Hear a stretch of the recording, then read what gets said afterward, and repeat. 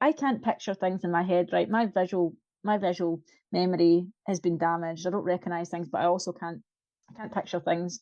Mhm. When I tell people that, you do sometimes get people saying, "Oh, just try and visualise." And I'm like, I can't visualise. Mhm. There's just not. I've got a blind mind's eye. There's nothing there.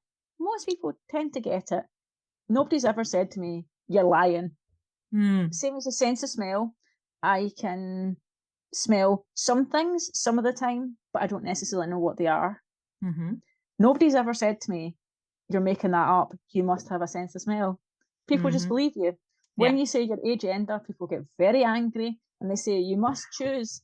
You must choose. You must decide." Mhm. Hello and welcome to the 50 Shades of Gender podcast.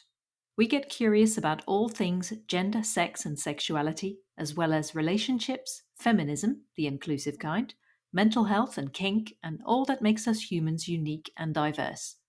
From body positivity to body dysmorphia, it's all welcome here. If you like what we do and want to support this podcast, you can become a patron on Patreon. Visit patreon.com/50 Shades of Gender, as in FIFTY. You can also buy us a coffee or make a donation. Links are on the website. You can now register your interest for our upcoming allyship course. Go to 50shadesofgender.com/allyship-course or navigate to the course page via the website menu to be notified when it goes live. Now, join us on a journey of inclusion, acceptance, and respect. I'm your host, Esther Lemons. I am a queer woman, and my pronouns are she and they. In this episode, I have a conversation with Ely Percy, a writer, author of the novel Duck Feet and More, and brain injury survivor. Ely's pronouns are they and them, and they are a queer, agender, neurodivergent person. Find out what that means to Ely in this episode. We also talk about being neurodivergent from a brain injury perspective, being not straight during section 28, acting normal, coming out again, not recognizing yourself in the gender binary, and how gender diversity is expanding in film and TV. It was recorded on the 15th of June 2023. Now let's get into the episode. Hello and welcome. What's your name? Hi, I'm Ely Percy. Hello, Ely. Welcome. Yeah, let's get straight into the gender stuff. So the labels you gave me were, let me just find them. You said queer and agender, and also neurodivergent, which is going to be an interesting one to talk about. So first of all, I found you through the book 28 about the growing up in the time of Yep. section 28, and I had a conversation with Harris as well. So they were a guest a few episodes ago for the second time. And yeah, I'm glad you reached out actually, because I wanted to check in with that. I read your chapter this morning, so everyone, please get a copy of the book. So yeah, so should we start with the label queer? Because you talk Yeah. about a little, Yeah. you talk about that a little bit in your chapter, don't you? It's a short story, Yeah. Yeah. and yeah, you talk about kind of being aware but not being aware, and sexuality at the time was something that was suddenly illegal to talk about when that law came in. How did it feel before that? Well, the short story that I wrote Mm. is a little bit different from my own story.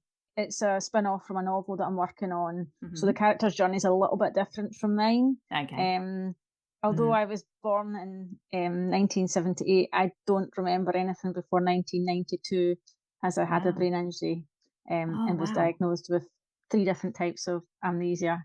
One of them being Wow. retrograde amnesia. um, Gosh. Yeah. so I did do quite a bit of research into the story and about Section 28. However, for Mm. myself, I was completely unaware of Section 28.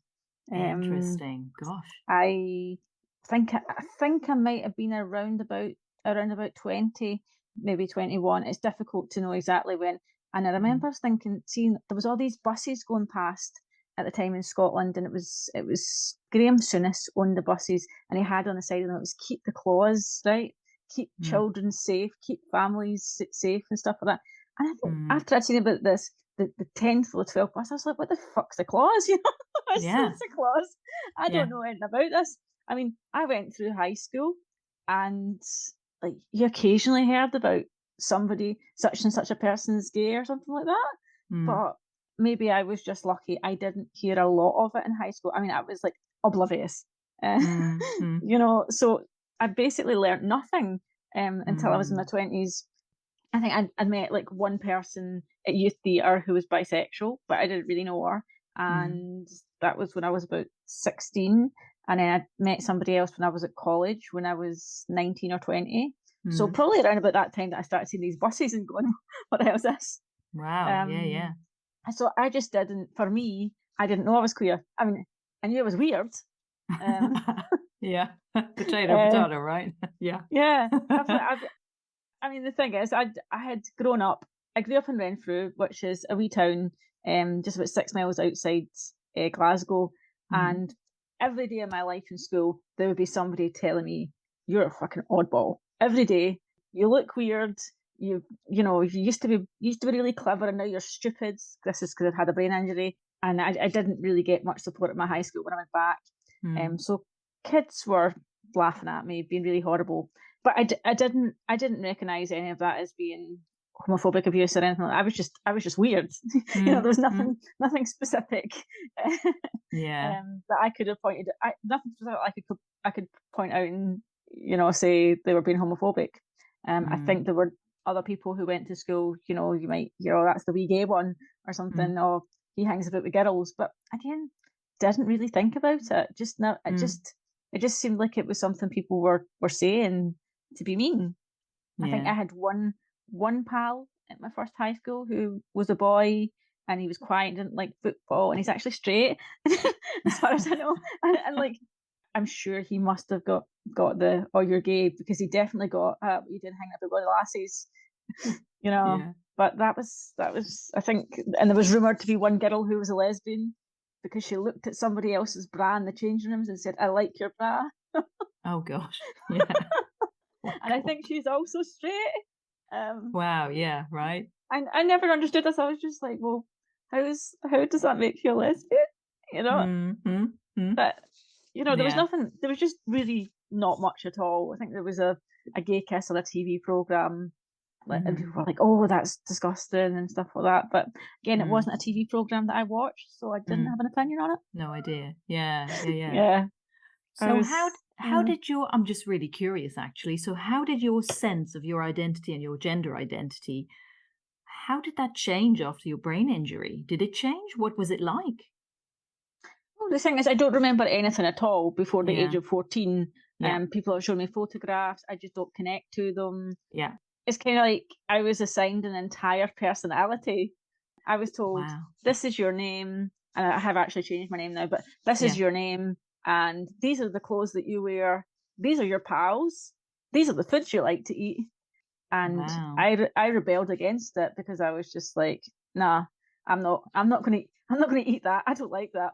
Yeah. And some of the things my mum said, oh, you don't like to eat that, and I'd try them, and I'm thinking, I actually do not like tomato sauce. That is disgusting. She was right about that. But there's a couple of things that I tried, and I'm like, no, I actually like that. I guess your taste buds change as you get older, so maybe something that I've said I don't like, I changed my mind. But I would go out of my way to actually go, no, I don't like eating that, or I do like eating that. That was one of the things that I could control was what I ate. Harder with clothes because, like, come from a housing scheme. My dad was a road sweeper, mum worked as auxiliary in school and stuff like that. You couldn't really just go, I want an entirely new wardrobe. It's like, you're fucking wearing that. You would be wearing that. You picked that, and I'm like, no, I didn't. I don't remember that. Interesting. So, do you feel like when you came out of that brain injury in your recovery, is that when you sort of, I guess, discovered your gender identity in a way? You know what? Gender wasn't even on my, it wasn't even on my radar at all. I think my parents had bigger problems to sort of be thinking about, because I'd just be getting told all the time, you don't like that, you don't do that, you're acting different. And I was really, really hard not being able to, there was things that I couldn't do anymore. Like, I had trouble brushing my hair. Again, you go into school and your hair's sticking out and people are like, you look weird. Yeah, I probably did. Yeah.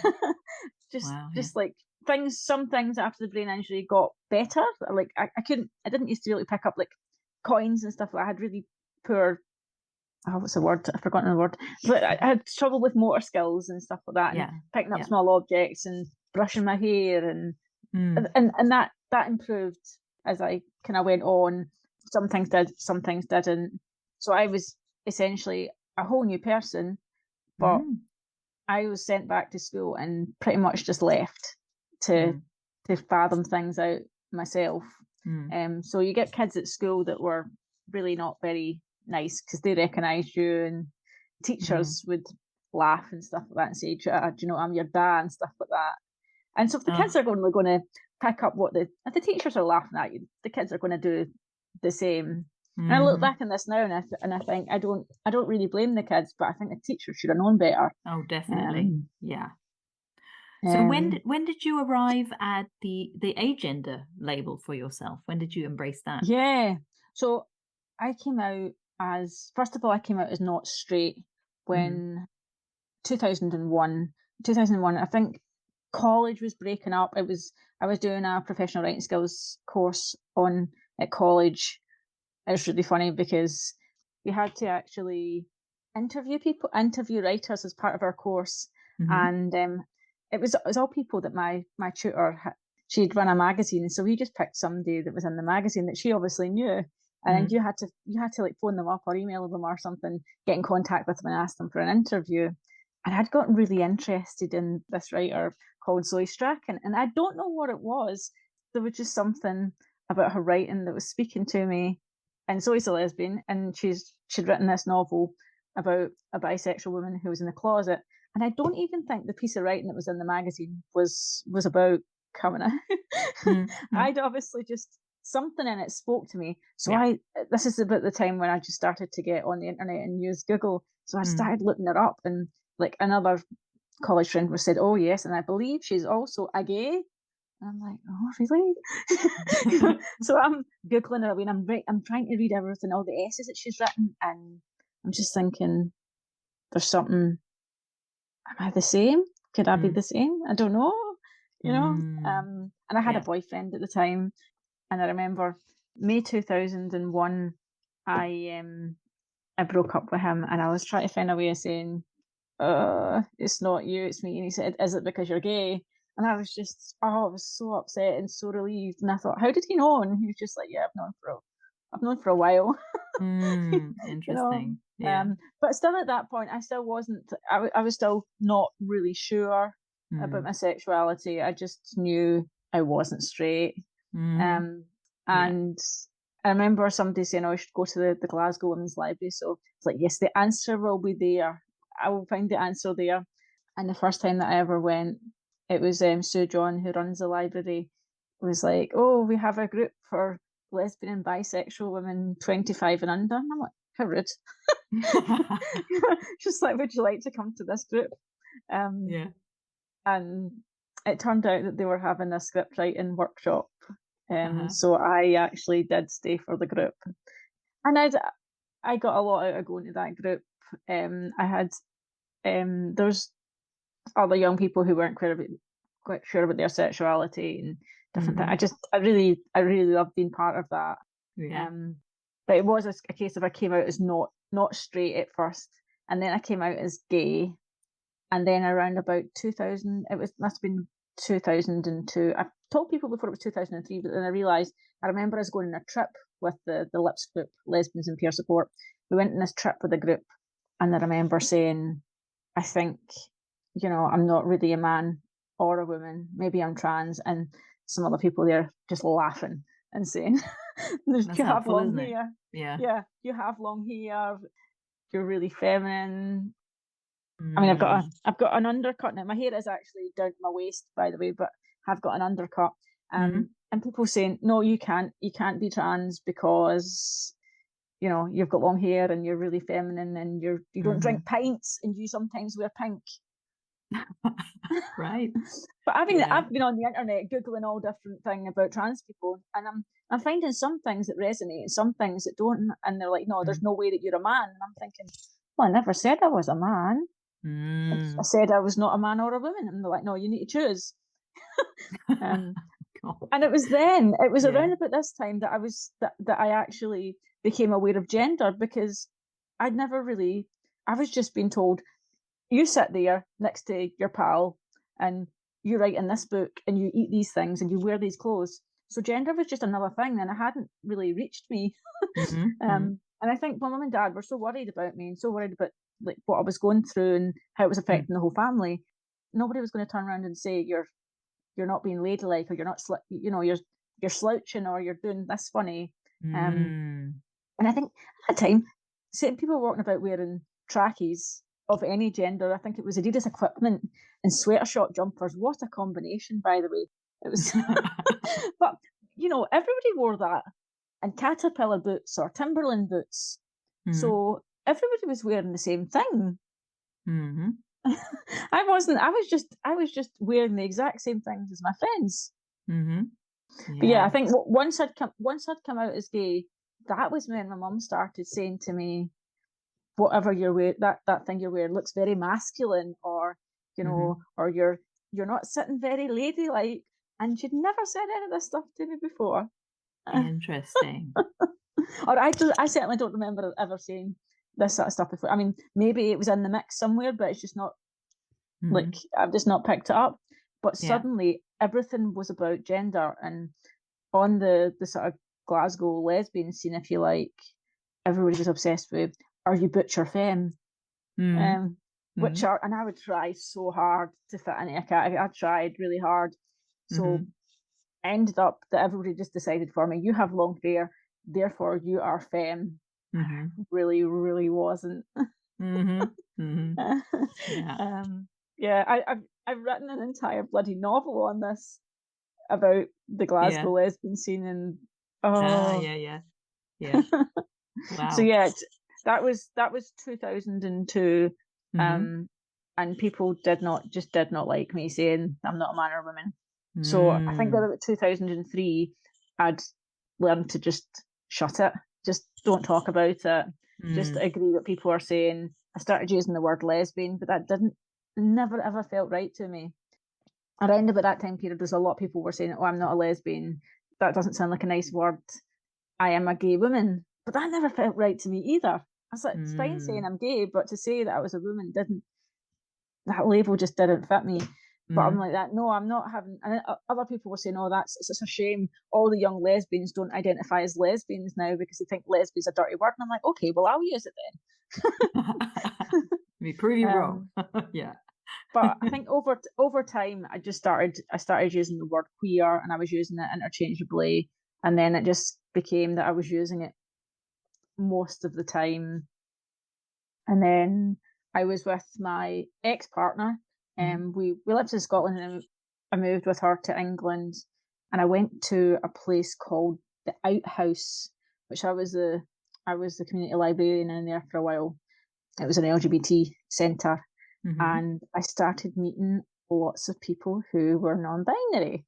And there was one person in particular who I met, and I was never told, like, I met them and I'd never met anybody like them. There was this person with long curly hair like me, whose gender I didn't, it was almost like they didn't have a gender. It was just like they were just, it just didn't matter.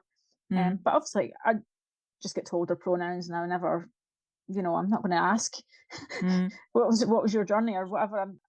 But I just seem to get on really well with them. There's other people who were like, I'm non-binary, or they would tell you a little bit about them, and I think they seem nice, but they were a little bit different from me.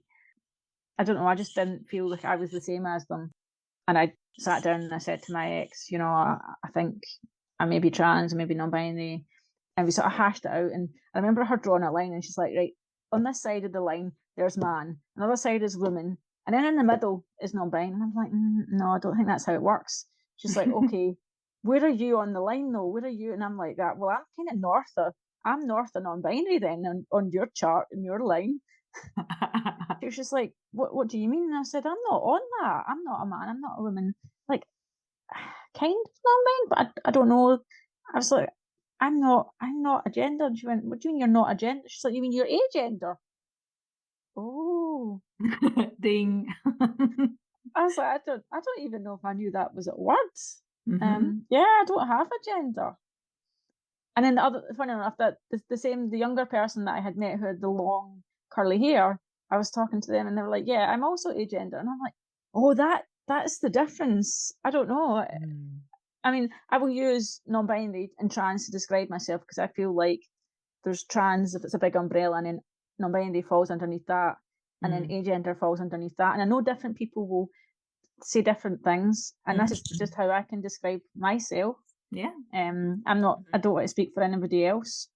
But yeah, that meeting another person who described himself as agender, who had long curly hair, because everybody else I was meeting seemed to be people who either looked very androgynous or very masculine, and they all had, it's funny, they all had undercuts.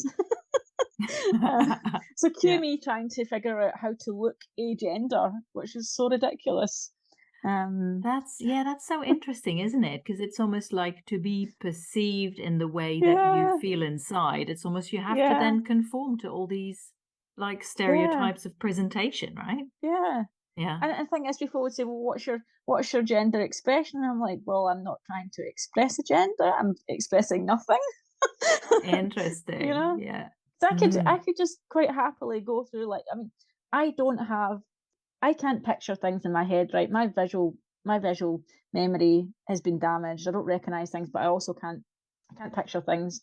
When I tell people that, you do sometimes get people saying, oh, just try and visualize. And I'm like, I can't visualize.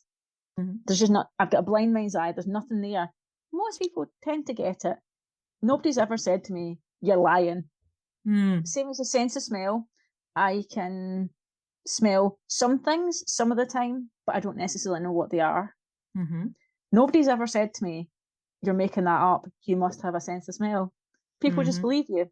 When you say you're agender, people get very angry and they say, you must choose, you must decide. I never heard about anybody talking about sense of smell until COVID. Occasionally, I'd meet somebody that also had a head injury that would say they lost their sense of smell, or they could smell smoke, or they could smell a couple other things. But for me, it's exactly the same. It's just not there. It's missing. The only problem is the rest of the world is so obsessed with it and so, desperate for me to pick something, pick a box, to pick something, or to, or go into a shop and I can see clothes that I like and none of them fit me. Because I'm more likely to be drawn to the men's clothing, but it's all too big. So I've kind of gone to companies that are genderless, like Gender Free World and Podaloop and Wildfang. So I can get something to fit me. Interesting. Yeah. No, just a lot of it's just because I like things with big pockets, or I like things pockets. Oh my god!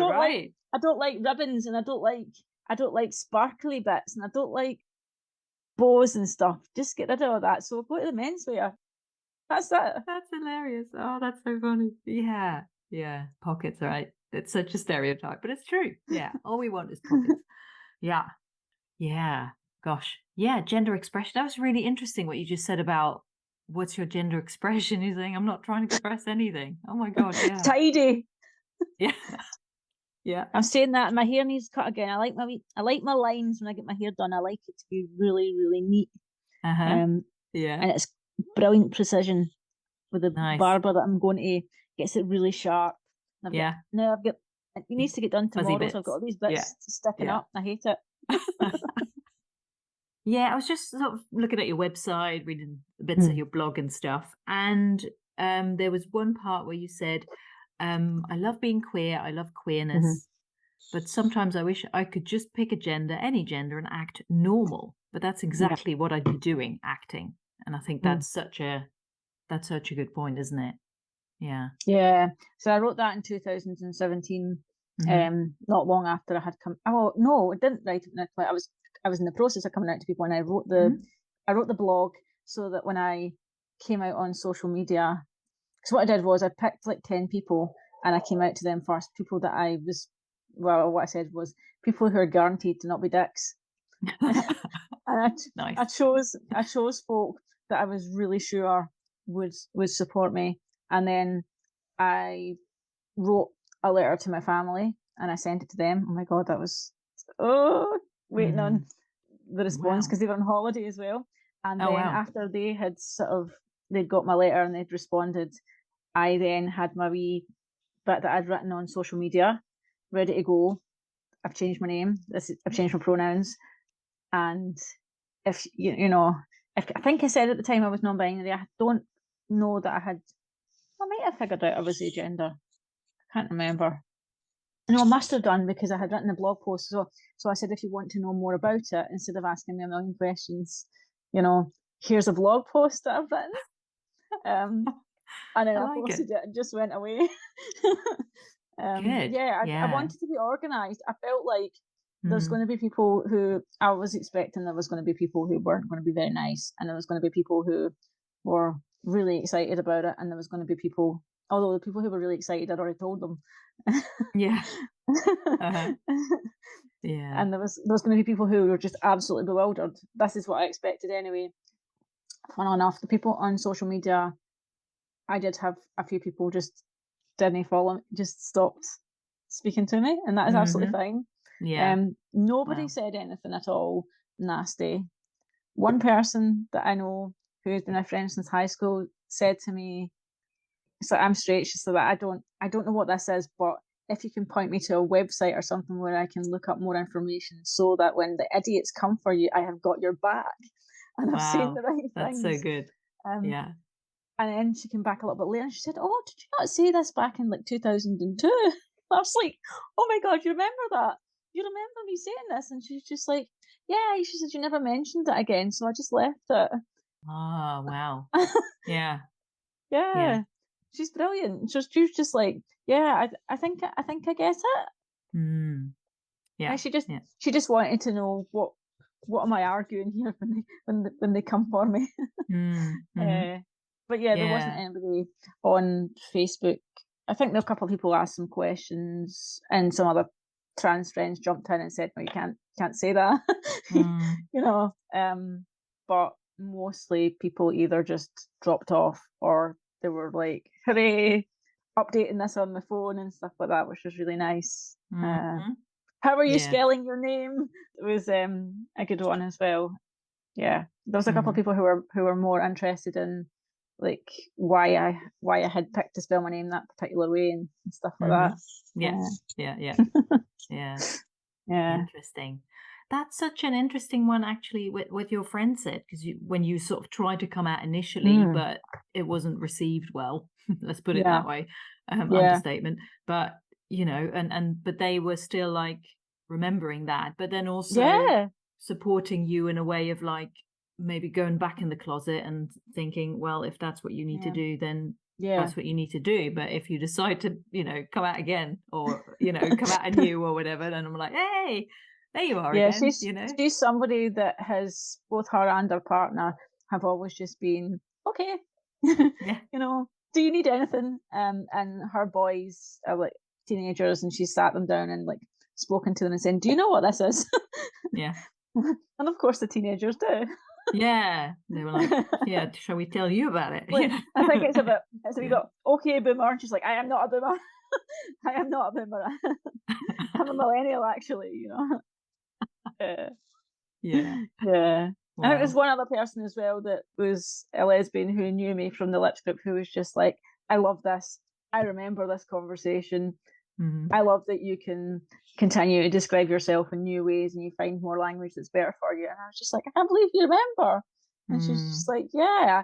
She's like, I knew what you meant at the time, but I didn't have anything to add to the conversation. Yeah. I think at that time as well, people were kind of figuring themselves out. I think it's just an unfortunate thing that there wasn't the resources and there wasn't the language, and I don't know what would have happened if I had stood my ground and said, "No, this is who I am." But I mean, I didn't know anybody who was using they them pronouns back then. I don't know. I just wouldn't have thought that was an option. That I was.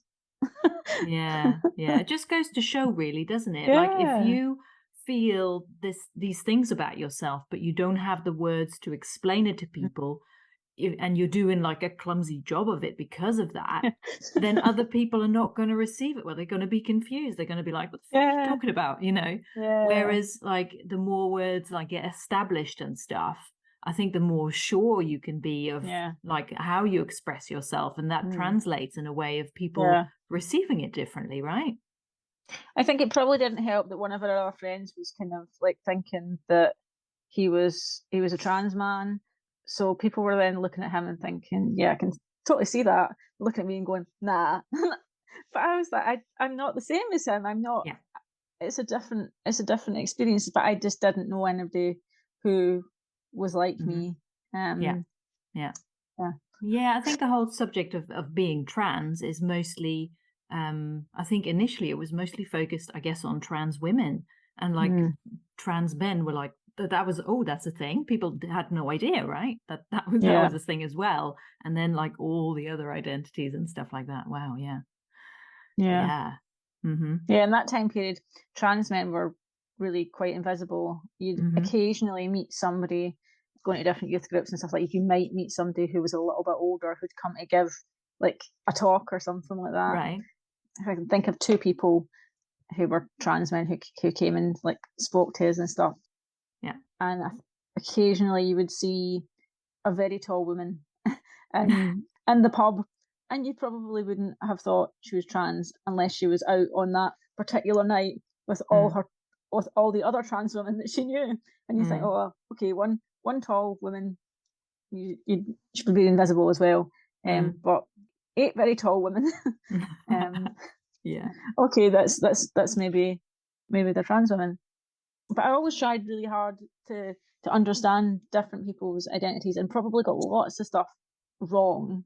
But I just wasn't seeing anybody like me. Yeah.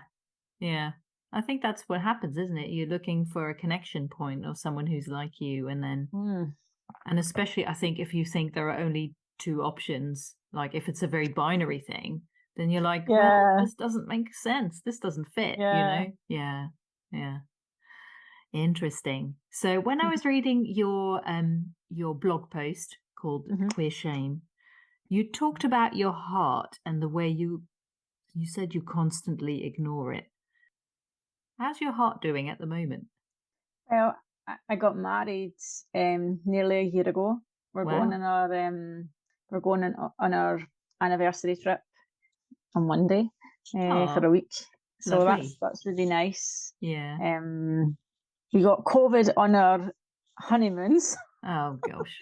So my wife got COVID again last week, and the week before, and I was just like, no. I was like, if I'm going, and I didn't get it, and I was like, if I get it, I need to get it like the now, so that I've not got it on our trip. I was like, we've had to cancel. We've missed out on a holiday, and we've missed out on we were at our honeymoon, but we were just in the hotel all week long. Oh no! I was like, this can't happen a third time, right? You know? Yeah.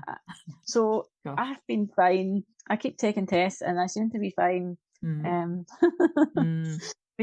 it's I can't believe it's been nearly a year. That's wild. Wow. Yeah. We had a lovely wedding, and so many people. I think sometimes you think that people won't turn up, they'll say they're coming and they don't. I think even my mum was quite amazed. She said there was like people that I'd known for I don't know 20 odd years that came, and nice. No, as well as people that I've only met in the last couple of years and stuff, and my wife's family and friends and stuff like that. So my mum was just like, can't believe you still like are in touch with people that I went to uni with, and that they came to my wedding, and I was like, I have got some really good friends. And for the people who don't want to be friends with me because I don't have a gender, well, that's your loss. Yeah, it's baffling, isn't it? It's like that people can have such a problem with. I don't know. It's not anything you're doing. Like if I can see, like if people have a problem with something you're doing, that makes sense, you know, because I might not agree with that, or I might have opinions about that and stuff like that. But if it's about who people are being, then what the fuck's the problem? I just don't get it, you know? Yeah. What I've found is it's tended to be people that I don't really know who meet me in person, who are maybe like with my ex-partner. It was like the boyfriend of one of her pals or something like that would turn around and just would just ignore me at a table, or would actually get around the drinks and ask my partner what I wanted, but would not speak to me. And the reason being, he just did not agree with it. Just did not agree with it. Good grief, what a knob. Okay. And other people who have just straight up said to me, you'll never be anything but a woman. You should just embrace your femininity, embrace your womanhood. And I'm like, I don't even know what to say to that. Right. Yeah. And very different things. For one, like femininity is different from womanhood. And like anything, there's a lot wrong with that comment, obviously. Yeah. I have also had a couple of apologies from people who said they didn't get it, and then they came back and apologized. And did they look into it for themselves, or like try and learn something, and then came back like, oh, okay, sorry, I wasn't. Yeah. But I don't mind if somebody calls me by my old name by accident, or they get the wrong pronouns, and or because they don't know. I mean, like, you're not psychic. I'm not going to shout at somebody in the street because they've said, excuse me, ma'am, or whatever. I think some people think that you want people to get it 100% right, and it's just like, well, no, how would I know some completely random stranger's gender in the street or nationality? Those people that I've thought were Irish and they've been, something else. How would you know? That's true. It's like, I'm not going to get upset at somebody. I may get upset with somebody who's just turned around and said, this is too hard and I'm not doing it. I am not going to use they, them pronouns or whatever. And I'm like, well, get the fuck out of my life. Having a conversation with you is too hard because you're not even going to try. It's like I don't understand people like that. It's like saying I don't respect you, basically. Yeah, exactly. And I'm not going to try and respect you or be a half decent human being to you. I don't know. Why would you want to have more of a conversation with a person like that? Anyway, it's a thing, isn't it? Yeah. Is there anything that you would like to add or to say that we haven't talked about yet? Oh God. Wild card. No, I'm really pleased to be doing this because I feel like people who are agender don't really get much of a platform. I just don't really see. I don't see people who are agender on telly, in the public eye at all. There's. I mean, I think there was one TV show, and it was a teen thing, and the character was agender, and they were based on Frankenstein. They'd been put together. Oh, it was a monster thing, and there was that representation that was there. I was pleased that existed. But come on, there's got to be more. And I was really pleased with Billions. I really loved Taylor on Billions. That was just great. That was just great. Have you seen it? No, I haven't. No. Oh, I don't even know how to describe it. It's played by I forgot. I've gone completely blank. The character's Taylor, who is a non-binary vegan. And I was just like, brilliant. But I don't even know how to describe it. You just have to watch it. There's one bit in it that absolutely floored me. That something that Taylor does that you would normally see done it's usually a sort of trans reveal that's done in a really cringy 1990s way, and they flipped it. It was just brilliant. I just thought that character is the most like me I've ever seen in telly, and I don't even know that they're agender. Interesting. I would. Yeah. And the relationship, they have a relationship with this guy, and their romance is so cute and so queer, and they play D&D and they gift each other maths thing, I was just like, absolutely got it. Absolutely nailed it. And I've never really seen that. So I'd like to see more non-binary people on telly, in books, maybe out with YA, and I don't mean anything against YA. It's just what's that? Sorry. I'd like to see more books with agender and other non-binary characters out with YA. Nothing against YA or young adult books, just I'm not one. You know, I'd like to see more sort of general fiction, or I'd like to see agender characters that are, I don't know, pirates or and all something that's not about gender. It's not about coming out. I mean, coming out stories are great, and I think there's so many coming out stories that haven't been done. I mean, I do like a coming out story, and they're totally still valid. But I would like to see just people being people, right? Just people. Oh, Shira. They did have a non-binary character in Shira, who was kind of a villain, but not. An A villain. They were great. Yeah. They were just out for themselves. They were just messing about with everybody. They were just switching sides all the time. Yeah, I did like that. Have you seen Moxie? No. Oh, that's so good. I love the film Moxie. It's about like feminism, I suppose, about this young girl in school, and she's like, she's got a problem with the way like women are treated. There's a lot of misogyny, and she's like, fuck this shit. So she releases a magazine like anonymously, and things kind of go from there. There's a trans woman in that, but she's just a woman, like, or a girl, you know, just being part of the girls, and that's it. It's not made into anything. She's just there, you know. And I found that really, really cool. Yeah, that was great. Yeah. I think sometimes you can get TV shows, or you can get books that just skip over it and they don't say anything. And I think there's a balance. So it's just like sometimes there's going to be things, there's going to be conversations that come up, and that character is going to be feeling uncomfortable or joyous or particularly angry about things that are said. Have them react.